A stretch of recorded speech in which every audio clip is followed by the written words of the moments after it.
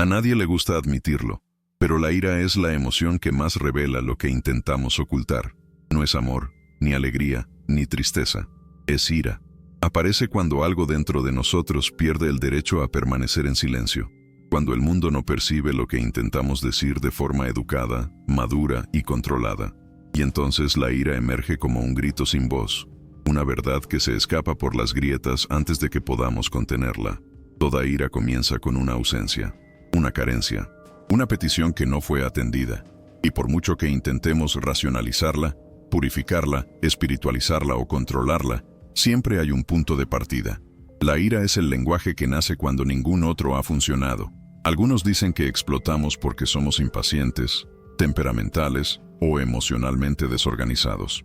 Pero la verdad es más íntima y cruel. La ira aparece cuando nos damos cuenta de que ya no tenemos espacio. Cuando el entorno que nos rodea no reconoce nuestra existencia, no satisface nuestras necesidades, no nos ve. Y eso duele más que cualquier ofensa directa, porque es un dolor antiguo y profundo que a menudo no tiene nombre. La ira que sentimos en el presente suele ser solo la superficie de todo lo que ya hemos asimilado. Y por eso, cuando llega, llega completa, casi siempre exagerada, casi siempre fuera de lugar, casi siempre más grande que el episodio que la desencadenó. Lo cierto es que crecemos creyendo que la ira es señal de debilidad moral, que es sinónimo de falta de control, que debe reprimirse, sofocarse, ocultarse, porque una persona equilibrada no se comporta así. Pero lo que nadie nos dice es que la ira es una de las primeras maneras que encuentra un ser humano para pedir atención. Al principio de la vida, antes de tener lenguaje, antes de saber cómo nombrar lo que sentimos, la ira es un impulso vital que afirma: algo anda mal, alguien necesita verme, alguien necesita responder a mi malestar. Y cuando esta petición no encuentra respuesta, aprendemos una lección silenciosa. Sentir es peligroso, hablar es inútil, expresarse solo empeora las cosas. La ira se convierte entonces en una llama apagada, una fuerza que sigue existiendo, pero que ya no encuentra salida. Con el tiempo, esta llama deja de ser una mera reacción y se transforma en una sombra constante. No nos damos cuenta, pero llevamos dentro pequeñas tensiones, pequeñas opresiones, pequeños bloqueos emocionales que se acumulan hasta que el cuerpo ya no puede soportarlos. Y cuando finalmente explotamos, nadie lo entiende, ni siquiera nosotros mismos, porque la explosión nunca se trata de un solo episodio. No se trata de los platos en el fregadero, el mensaje visto e ignorado, el comentario hiriente o el tono de voz que nos hirió. Se trata de todo lo que vino antes. Se trata de todos los momentos en los que no fuimos vistos, escuchados ni bienvenidos. La ira es el eco de toda una vida intentando existir en un mundo que le ofrece poco espacio. Vivimos en una era que exige calma performativa, silencio estratégico y amabilidad permanente. Nos presionan para parecer estables, productivos, maduros y emocionalmente preparados. Existe una represión velada que nos exige sonreír mientras sentimos asco, ser pacientes mientras sentimos abuso y mantener el equilibrio mientras sentimos injusticia. Y este tipo de represión no disminuye la ira, simplemente la desplaza. Hace que se vuelva hacia adentro, convirtiéndose en tensión muscular, irritación crónica, impaciencia con uno mismo y ansiedad. Nos obliga a cargar con lo que el mundo se niega a aceptar. Es extraño pensar así, pero el panorama emocional de la vida adulta suele ser un gran laboratorio de contención. Nos guardamos nuestras opiniones para evitar problemas. Nos guardamos las frustraciones para mantener las relaciones. Nos guardamos el dolor para no parecer frágiles. Nos aferramos a las heridas para no parecer demasiado intensos, hasta que un día el cuerpo ya no soporta ser un depósito de todo lo que no decimos. Y la ira surge como último recurso, no para destruir, sino para revelar. No como una señal de falta de control, sino como un recordatorio de que algo dentro de nosotros todavía se resiste, todavía quiere existir, todavía pide ser reconocido. Hay momentos en que sentimos ira y luego nos arrepentimos de inmediato. La minimizamos, nos volvemos contra nosotros mismos, decimos: reaccioné de forma exagerada, fui injusto, no tenía por qué ser tan intenso. Pero lo que rara vez nos preguntamos es: ¿por qué había tanta intensidad? ¿Qué intentaba mostrar? ¿Qué en nuestro interior suplicaba ser escuchado durante mucho más tiempo del que creíamos? La ira no surge de la nada. Se alimenta de capas invisibles. Crece en los espacios donde nuestra voz ha sido domesticada. Y cuando finalmente aparece, no solo busca expresión, busca reparación. La pregunta difícil pero necesaria es, ¿por qué la ira se ha convertido en nuestro lenguaje por excelencia? ¿Por qué necesitamos llegar al límite para que nos noten? ¿Por qué solo escuchamos a los demás cuando ya se están desmoronando por dentro? ¿Y qué revela esto sobre cómo nos relacionamos con nosotros mismos y con el mundo?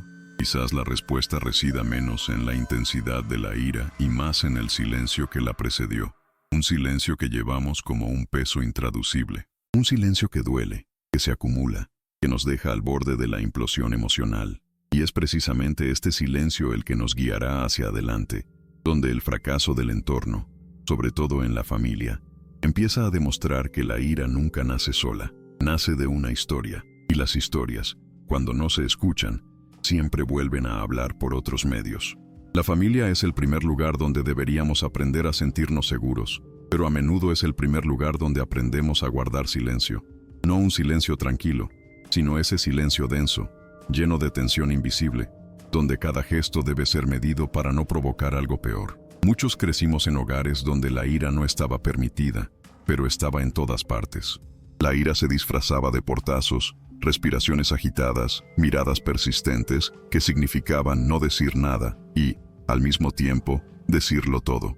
Y cuando crecemos en este tipo de entorno, aprendemos a sentir antes de comprender. Aprendemos a notar cambios mínimos en el tono, pausas extrañas en las frases, pasos más pesados en el pasillo. Aprendemos que cualquier distracción puede convertirse en conflicto. Y así es como, sin darnos cuenta, la ira comienza a infiltrarse en nosotros como un lenguaje secreto que heredamos sin ser enseñados. Es curioso cómo recordamos ciertos momentos de la infancia, no por los detalles, sino por la sensación que sentimos en el cuerpo. Ese día se te cayó un vaso y sentiste que la temperatura del aire en la habitación cambiaba. Ese instante en que alguien levantó una ceja y comprendiste que habías cruzado una línea que nunca se explicó. Ese almuerzo donde dos personas discutieron en voz baja, intentando aparentar calma, y sabías que la situación iba a estallar más tarde. En muchas familias, la ira no solo se expresa cuando aparece, moldea todo el ambiente, se desborda incluso cuando nadie grita. Y, para un niño, esto no es solo incómodo, sino formativo. Enseña que el mundo es inestable, que amar es caminar sobre terreno frágil, que existir requiere cautela. La ira, antes de ser nuestra, pertenecía al entorno. El problema es que un entorno así no nos enseña a lidiar con la ira, solo nos enseña a temerla. Así, crecemos con hábitos que parecen naturales, pero que en realidad son cicatrices emocionales. Algunos se convierten en personas que evitan cualquier conflicto, incluso cuando se sienten heridos. Otros se vuelven explosivos porque nunca aprendieron a expresarse antes de llegar a su límite. Otros se vuelven hipercontrolados, acumulando tanto autocontrol que, cuando finalmente pierden los estribos, sienten vergüenza, culpa, la sensación de que algo falla en su interior. Pero nada de esto es un defecto. Son estrategias desarrolladas para sobrevivir en entornos donde la ira nunca fue bienvenida, solo temida.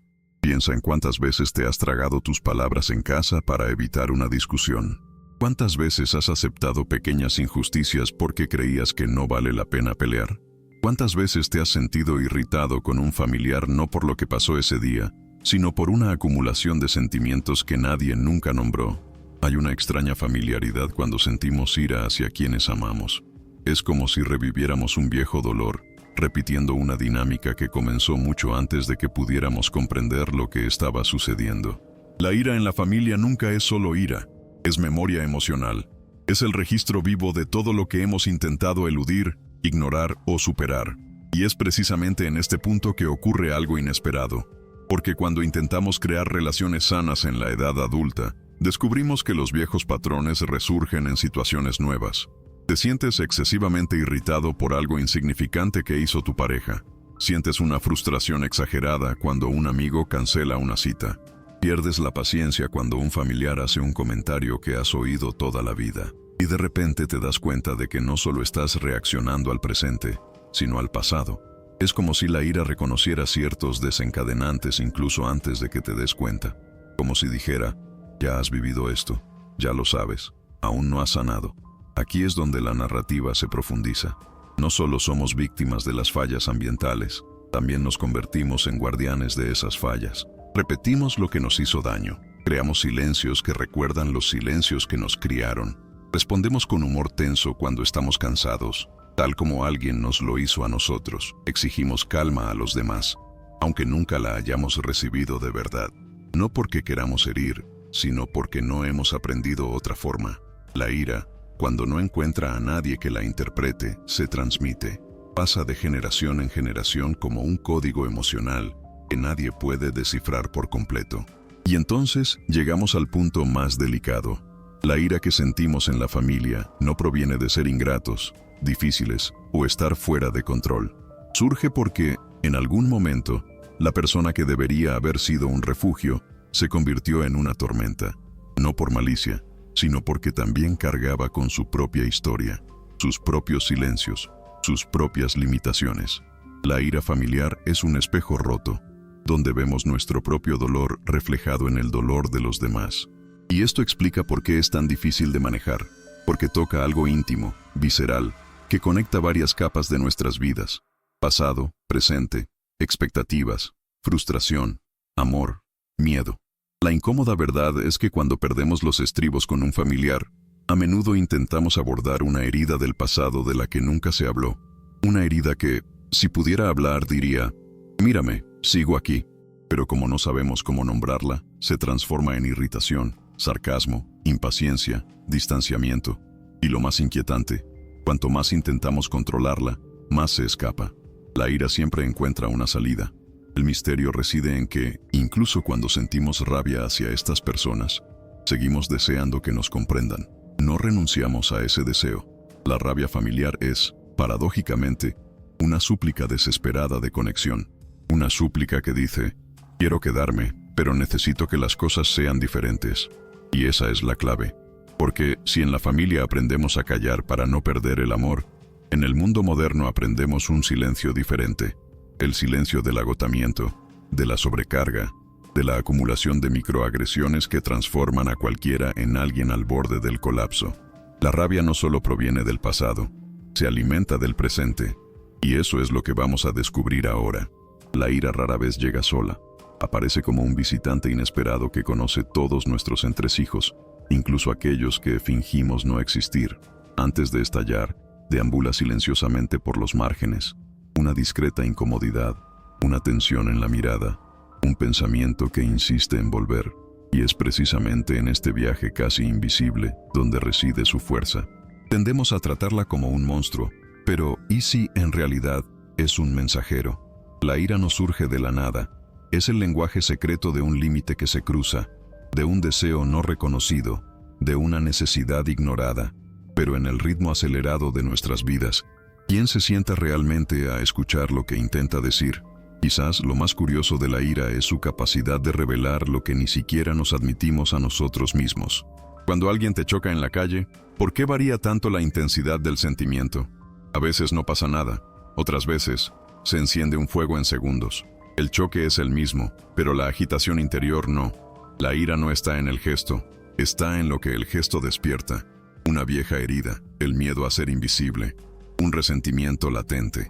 Es como si la vida tocara un punto sensible que creías haber superado, pero que permanece ahí, enterrado bajo capas de discurso racional. Y de repente, todo vuelve a vibrar. Hay un momento específico, breve, casi imperceptible, en el que la ira nos ofrece un espejo. No ese espejo cómodo donde vemos nuestra mejor versión, sino el espejo incómodo que revela aquello que evitamos afrontar. ¿Has notado cuántas veces la ira señala algo que has perdido? Tiempo, espacio, una prioridad. Denuncia un robo, incluso cuando nosotros mismos fuimos los ladrones. ¿Cuántas veces nos hemos irritado con alguien que exige demasiado, pero en el fondo es nuestra propia incapacidad para decir no lo que nos atormenta? ¿Cuántas veces hemos exteriorizado la indignación cuando su origen reside en una promesa que nos hicimos a nosotros mismos? Y, sin embargo, intentamos distanciarnos de ella como si fuera una señal de debilidad moral. Pero huir no soluciona nada. La ira ignorada se filtra en los rincones más inesperados de la vida cotidiana, en el profundo suspiro al abrir un correo electrónico, en la irritación ante el más mínimo ruido, en la impaciencia con quienes son completamente inocentes. Y cuando se escapa, porque siempre lo hace, es fácil interpretar lo que en realidad se acumula como falta de control. Una presa no se desborda por ser débil, se desborda porque nadie abrió las compuertas a tiempo. También hay un misterio fascinante. ¿Por qué sentimos tanta vergüenza por la ira? Quizás porque nos pone en contacto directo con lo que no podemos controlar. Desgarra la superficie pulida que intentamos mantener y expone impulsos que la sociedad insiste en domesticar. Pero, ¿es posible vivir completamente domesticados? ¿No hay algo profundamente humano en esta fuerza que intenta defender nuestra integridad, incluso cuando usamos los medios equivocados? Quizás la pregunta no sea si deberíamos o no sentir ira, sino ¿qué hacemos cuando surge? Y, más aún, ¿qué revela sobre lo que dejamos pasar? Imagina por un momento que la ira es una alarma en una habitación silenciosa. No suena para ser ignorada, suena porque algo requiere atención inmediata. Sin embargo, nuestro primer impulso es silenciarla, no investigar qué la desencadenó. ¿Por qué? Porque investigar requiere valentía, y la valentía cuesta tiempo, energía y honestidad. Es más fácil culpar a los demás que admitir nuestra vulnerabilidad. Más fácil quejarse del mundo que reconocer que hemos descuidado nuestros límites durante demasiado tiempo. ¿Has notado alguna vez que muchos arrebatos provienen de un cuerpo exhausto? Un corazón que acumula pequeñas frustraciones. Una vida que no ha dado espacio para respirar. La ira también posee una extraña capacidad para conectarnos con lo que consideramos justo. No la justicia idealizada de los libros, sino la justicia interior. Esa que dice, esto se ha pasado de la raya. Algo dentro de nosotros despierta y se alza para proteger lo que valoramos. Sin embargo, la falta de comprensión de este movimiento nos lleva a confundir protección con ataque, límites con agresión, dolor con violencia. Construimos muros donde deberíamos construir puertas. Irónicamente, al intentar evitar que otros nos hagan daño, terminamos aislándonos de cualquier posibilidad de reparación. ¿Cómo podemos amar profundamente si siempre estamos armados? ¿Cómo podemos conversar de verdad cuando cada palabra se percibe como una amenaza? Al final, quizás la pregunta más importante sea, ¿qué pasaría si tratáramos la ira como una visita que merece ser escuchada, no bienvenida para siempre, sin dejarle la libertad de destruir la casa, sino escuchada? ¿Qué pasaría si, en lugar de reaccionar, nos detuviéramos y preguntáramos, ¿de qué intentas protegerme? Esta pregunta lo cambia todo. Cambia el enfoque del ataque al significado, de la culpa al cariño. Y en este cambio, algo abre un espacio para respirar. Es entonces cuando nos damos cuenta de que la ira, cuando se comprende, no es el enemigo, es un mapa de los límites que necesitamos redefinir, de las necesidades que postergamos, de las conversaciones que posponemos, del coraje que aún estamos aprendiendo a tener. Y es en este preciso momento que la ira deja de ser un problema y se transforma en una guía. No es una guía perfecta, ninguna guía interna lo es, sino una que nos señala preguntas que hemos evitado durante demasiado tiempo. Después de todo, lo que sientes no es solo furia, es historia, es verdad, es una súplica, es la vida intentando volver a latir allí donde dejaste de preocuparte. Hay un detalle poco comentado sobre la ira. A menudo aparece incluso antes de que sepamos su nombre. En 2015, un grupo de neurocientíficos mapeó las reacciones corporales de cientos de personas y descubrió algo intrigante. El cuerpo reacciona a la ira unos segundos antes de que la conciencia se dé cuenta de lo que está sucediendo. El corazón se acelera ligeramente, la temperatura de la piel aumenta y la concentración de aire en los pulmones disminuye. Es como si el cuerpo enviara un telegrama urgente, pero la mente tardara en abrirlo. Este retraso crea un espacio peligroso, porque en ese intervalo ya estamos actuando, incluso sin entender por qué.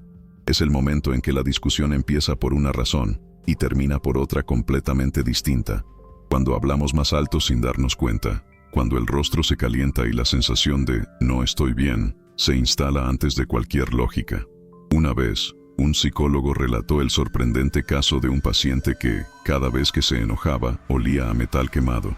Creía que era su imaginación, hasta que años después descubrió que, durante su infancia, presenció intensas discusiones en la cocina de su casa, mientras el viejo horno desprendía un olor metálico. El cuerpo retenía el recuerdo y lo reproducía cada vez que el sistema emocional entraba en alerta. ¿No es increíble? Y un poco aterrador, darse cuenta de que la ira puede acarrear sensaciones tan antiguas que no las recordamos conscientemente. Esto nos recuerda que la ira no solo habla de la herida actual, arrastra toda una colección de episodios acumulados, muchos de ellos más allá del alcance de nuestra narrativa personal. Pero no todo en la ira es sombra. Hay momentos improbables en los que se convierte en un impulso creativo. Hay historias famosas de científicos que lograron grandes avances tras estallidos controlados de frustración. Beethoven escribió secciones enteras de composiciones mientras lidiaba con conflictos internos. E incluso escritores relatan que algunas de sus obras más intensas nacieron de una profunda ira contra injusticias específicas. Hay algo en este estado emocional que reorganiza el enfoque, casi como un faro dramático que señala lo que ya no se puede ignorar. La ira, cuando no destruye, dirige, y cuando dirige, cambia destinos. Aún así, la mayoría de las personas intentan evitar la ira como si fuera una señal de que algo está roto en su interior. Pero, ¿y si es lo contrario? En estudios recientes, investigadores analizaron grabaciones de parejas discutiendo y descubrieron que la intensidad de la ira no siempre indicaba una mala relación. El problema era la falta de significado de la ira, no la ira en sí. Curiosamente, las parejas que nunca mostraron irritación tuvieron tasas más altas de rupturas silenciosas. La ira, cuando se comunica, es como una sirena que advierte que el vínculo sigue vivo. Sin embargo, el silencio absoluto suele ser el verdadero peligro. También hay sucesos improbables que revelan la fuerza de este sentimiento en dimensiones casi surrealistas. En 2008, un hombre en Estados Unidos se indignó tanto al ser tratado con desdén en un restaurante que, al regresar a casa, se dio cuenta de que había decidido cambiar de carrera por completo. Le llevó meses atar cabos, pero esa ira específica marcó el fin de una vida de sumisión disfrazada de paciencia. Dijo, no estaba enojado por el servicio. Estaba enojado porque me di cuenta de que había pasado años tragándolo todo. La ira expuso la farsa en la que él mismo creía. Y, como nos sucede a muchos de nosotros, su vida cambió a partir de una simple incomodidad emocional que parecía trivial. En la vida cotidiana, sin embargo, la ira se manifiesta de maneras más sutiles e igualmente reveladoras. ¿Has notado que siempre surge cuando sentimos que algo esencial se ve amenazado? No se trata de los cristales rotos, el tráfico, el mensaje sin respuesta. Se trata de lo que todo eso despierta, la sensación de ser irrespetados, invisibles, ignorados, insuficientes. La ira es el guardaespaldas emocional de nuestra dignidad y, al contrario de lo que muchos piensan, no le interesa la venganza, le interesa la coherencia. Siempre que algo no se ajusta a lo que creemos merecer, se manifiesta. El problema es que confundimos esta búsqueda de coherencia con agresividad y terminamos sofocando un sentimiento que podría ser una brújula. Quizás lo más fascinante, sin embargo, es darse cuenta de que la ira no quiere ser permanente, no fue diseñada para durar. Los estudios demuestran que, cuando se reconoce, se disipa más rápido que la tristeza o el miedo, pero cuando se evita, se transforma en resentimiento, y el resentimiento es lo que perdura durante décadas. Todos conocemos a alguien que aún habla, con un brillo en los ojos, de un rencor de hace 30 años. La ira original ya no existe. Se ha convertido en algo más pesado y difícil de disolver. Y precisamente por eso ignorarla es tan arriesgado. Regresa, no como fuego, sino como ceniza que lo impregna todo. La pregunta sigue siendo, ¿dónde depositamos nuestra ira cuando no sabemos qué hacer con ella? La proyectamos en los demás, en nuestro cuerpo, en nuestro trabajo, en pequeñas irritaciones que se convierten en válvulas de escape disfrazadas. La ira nunca desaparece por sí sola. Se mueve, busca resquicios, busca expresarse. Es un río que se niega a detenerse. Y si no eliges el camino, él elige por ti. A veces se transforma en impulsividad, a veces en frialdad, a veces en sarcasmo. Cada estrategia dice algo sobre cómo hemos aprendido a sobrevivir emocionalmente. En última instancia, la ira solo exige una cosa que nos resulta enormemente difícil ofrecer: honestidad. No la honestidad externa, la que señala el error del otro con precisión quirúrgica, sino la honestidad interna, la que pregunta, ¿por qué me afectó tanto esto? Esta pregunta puede resultar incómoda, pero es la que abre la puerta a la verdadera comprensión. Y quizás ese sea el punto inesperado de toda esta narrativa. La ira, por intensa y aterradora que parezca, no intenta destruirnos, intenta devolvernos a lo que importa, a lo superado, a lo que pedimos no sentir. La ira es una guardiana ancestral, grosera y ruidosa, pero profundamente leal. Y cuando comprendemos esto, todo cambia, incluso cómo afrontamos lo que nos duele. Llega un momento en la vida en que la ira deja de ser una mera reacción y se transforma en lenguaje. No es un lenguaje verbal, organizado y sereno, sino una forma de expresar lo que jamás podríamos expresar con palabras. Es el momento en que nos damos cuenta de que la ira no viene simplemente de afuera, sino de lo más profundo, donde hemos guardado todos los pequeños actos de autosabotaje. Y es precisamente cuando la ira intenta hablar que empezamos a comprender el riesgo de seguir silenciando todo lo que sentimos. Hay una pausa silenciosa en este proceso, como si la ira descorriera una cortina y revelara lo que siempre ha estado ahí, esperando a que tengamos el valor de mirar. A veces, esta revelación ocurre cuando el cuerpo ya no aguanta más. Un día cualquiera puede convertirse en una explosión por algo insignificante, como un comentario sarcástico o una pregunta inocente. Pero la explosión no se trata de eso. Se trata de los años acumulados de pequeñas injusticias personales que hemos estado tragando. Se trata de todas las veces que nos dijeron que no hiciéramos un drama, cuando en realidad estábamos pidiendo a alguien que nos viera. Cuando finalmente nos desbordamos, el impacto no es con los demás, es con nuestra propia incapacidad para darnos cuenta de lo atrapados que estábamos en un patrón emocional que ya no podía soportar el peso. La ira aparece como un terremoto interno, derrumbando estructuras que ya estaban condenadas, pero que fingíamos intactas. Hay algo especialmente cruel en cómo aprendemos a lidiar con la ira. Desde pequeños, nos enseñan a creer que sentir ira está mal, es feo o vergonzoso.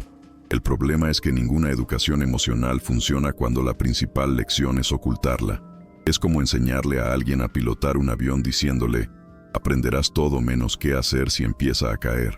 Crecemos sin saber aterrizar, sin saber estabilizarnos, sin saber reconocer las señales de turbulencia. Por eso tanta gente llega a la edad adulta sintiendo que su ira es incontrolable, cuando en realidad es simplemente analfabeta, porque nunca les enseñaron palabras. Y cuando un sentimiento no aprende palabras, habla de la única manera que puede, en voz alta. Pero hay un momento específico en el que la ira cambia de forma, y es en este punto que la narrativa se intensifica. Sucede cuando dejamos de sentir ira hacia el mundo y empezamos a sentirla hacia nosotros mismos. Es un cambio silencioso, casi imperceptible, pero devastador. De repente, todo lo que nos irrita parece apuntar a una supuesta falla interna. Debería haber sido más fuerte, debería haber respondido, debería haberme dado cuenta antes, y, sin darnos cuenta, la ira que antes intentaba protegernos se vuelve contra nosotros como una espada. Es en esta etapa que muchos empiezan a enfermarse emocionalmente, no porque la ira haya aumentado, sino porque se ha redirigido al único objetivo que no debería alcanzar, su propia identidad. Este cambio suele ir acompañado de un comportamiento extraño. Empezamos a irritarnos por pequeñas situaciones que antes no nos molestaban. Una cola lenta, un ruido lejano, un fallo técnico en el ordenador. Nada de esto justificaría tanta tensión, pero nos sentimos abrumados por una energía pesada, casi eléctrica. Lo que ocurre no es irritación con el mundo, es el cuerpo intentando advertirnos de que algo en nuestro interior ha sido llevado al límite. Y cuanto más ignoramos estos síntomas, más se multiplica la ira, creando versiones más pequeñas y rápidas de sí misma, como pequeñas chispas que encienden la vida cotidiana. En algunas personas, esta irritación interna se transforma en una autoexigencia extrema. Todo se convierte en motivo de autocrítica. Nada es suficiente. Cualquier pequeño error se convierte en prueba de fracaso. Y detrás de toda esta rigidez se esconde un enorme miedo a reconocer que la ira no está ligada al rendimiento, sino a dolores innombrables. La persona se convence de que necesita ser impecable para no decepcionar a nadie, cuando en realidad lo que teme es enfrentarse a su propia vulnerabilidad. Aquí es donde la ira se transforma en una armadura, pesada, rígida, asfixiante. Una armadura que protege por fuera, pero duele por dentro. Y es en este punto que ocurre el giro inesperado. La ira, llevada al límite, no explota, se desvanece, no deja de existir, pero pierde su intensidad y se convierte en cenizas emocionales. La persona deja de irritarse, pero también deja de involucrarse, de posicionarse, de sentir entusiasmo. Todo se vuelve tibio, indiferente, suspendido. La ausencia total de ira puede parecer paz, pero rara vez lo es. La mayoría de las veces es solo agotamiento. Un agotamiento tan profundo que no queda energía ni para reaccionar. La persona comienza a aceptar lo que no debe aceptar, a tolerar lo intolerable, a vivir en silencio para evitar cualquier conflicto. Pero el precio de este silencio es alto, porque la ira no desaparece, solo se entierra. Es precisamente cuando llegamos a este estado de entumecimiento que ocurre algo inesperado. Podría ser una frase dicha, un recuerdo que reaparece, una frontera que se cruza abruptamente, algo pequeño, pero que perfora la apatía como un fragmento. Y entonces, como si se abriera una puerta interior, sentimos de nuevo esa antigua calidez. La ira regresa, no como una explosión, sino como un recordatorio de que seguimos vivos. Y este regreso, por incómodo que sea, es señal de que todavía hay un yo interior que intenta sobrevivir. Es el momento en que nos damos cuenta de que la ira no intentaba destruirnos, intentaba despertarnos. Y cuando ese despertar ocurre, no hay vuelta atrás. Surge una pregunta que lo reorganiza todo. ¿Qué intenta mostrarme exactamente esta ira? Esta pregunta marca el inicio de un proceso transformador, pero también anuncia la proximidad del conflicto final, el conflicto entre quienes nos obligaron a ser y quienes realmente somos. Y es en este punto, entre el despertar y la confrontación, que la historia se prepara para su desenlace. Hemos llegado a un punto en el que la ira ya no es un enemigo ni una amenaza, sino una revelación. Lo que hagamos de ahora en adelante determinará si permanecemos atrapados en los mismos ciclos o nos abrimos a una vida más honesta y consciente. Lo cierto es que no hay libertad emocional mientras tratemos la ira como algo vergonzoso o inapropiado. No es una señal de debilidad, un fallo moral ni una falta de control. Es un mensaje, y cada mensaje conlleva una petición. La pregunta es, ¿qué petición te hace tu ira ahora mismo? Quizás te pida descanso, quizás te pida límites, quizás te pida valor para dejar lugares que le quitan energía, o quizás simplemente te pida que la escuches, sin que conviertas inmediatamente sus sentimientos en culpa, actitud defensiva o silencio. Podemos pasar años intentando deshacernos de lo que sentimos, cuando en realidad el camino siempre ha sido el contrario. No es alejando la ira como encontramos la paz, sino abordándola con curiosidad, en lugar de miedo. Y la primera práctica que puedes comenzar ahora es sencilla, pero poderosa. Cuando sientas ira, no la rechaces. Pregúntate con calma, ¿qué me dolió exactamente aquí? ¿Qué me tocó por dentro? No importa si la respuesta llega confusa, fragmentada o tardía. Lo importante es abrir el espacio para que exista. Al hacer esto, le estás enseñando a tu ira a hablar un lenguaje comprensible. Le estás quitando peso a la explosión y le estás aportando la claridad que siempre le faltó. La ira solo se vuelve destructiva cuando no encuentra palabras. Cuando las encuentra, se convierte en una dirección. La segunda práctica es observar tu cuerpo. Cada persona siente la ira de forma diferente. A algunos, el corazón se les acelera. A otros, se les cierra la garganta. Y a otros, les da frío en el estómago. Reconocer estas señales es como aprender los primeros pasos de una danza que siempre ha estado ocurriendo, pero que nunca has notado. Cuando aprendes a identificar el inicio de la ira en tu cuerpo, evitas que llegue al extremo.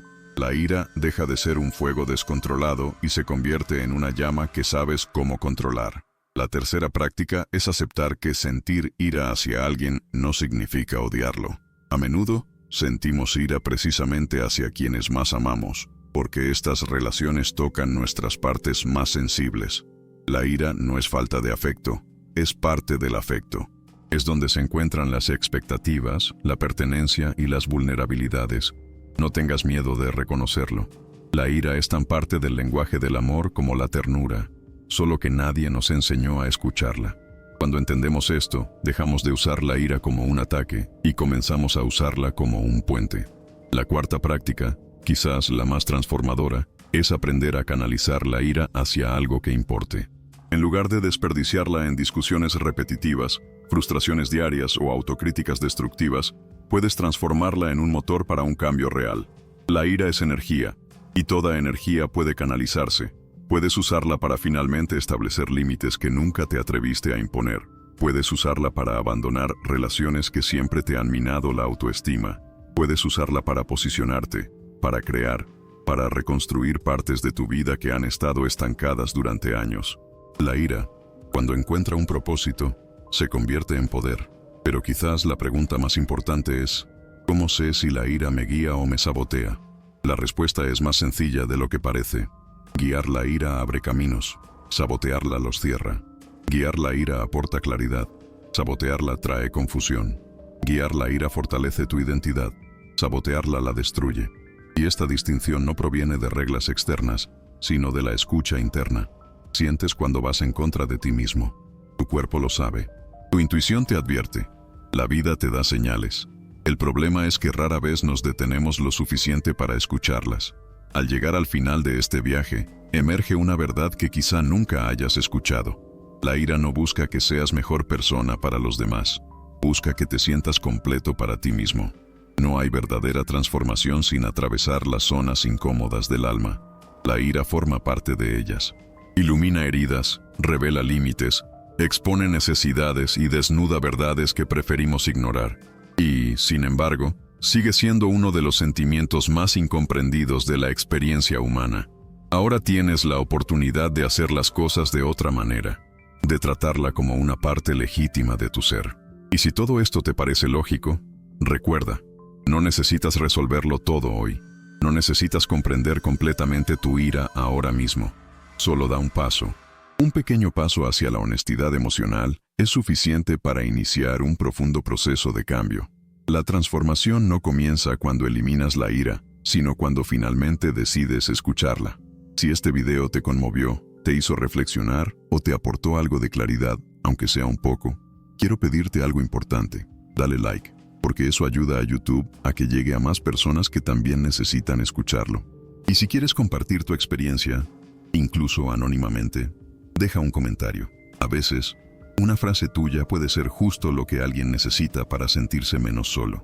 Y, por supuesto, si aún no estás suscrito al canal, aprovecha y suscríbete ahora para seguir reflexiones como esta. Gracias por estar aquí hasta el final. Eso ya demuestra una valentía de la que quizá aún no te hayas dado cuenta.